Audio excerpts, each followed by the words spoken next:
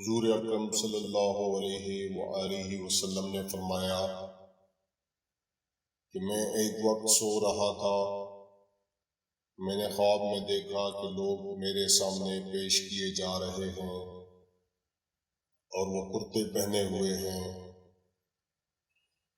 کسی کا کرتا سینے تک ہے اور کسی کا اس سے نیچا ہے۔ پھر میرے سامنے عمر بن الخطاب لائے گئے، ان کے بدن پر جو کرتا تھا اسے وہ گھسیٹ رہے تھے، یعنی ان کا کرتا زمین تک نیچا تھا۔ صحابہ نے پوچھا کہ یا رسول اللہ، اس کی کیا تعبیر ہے؟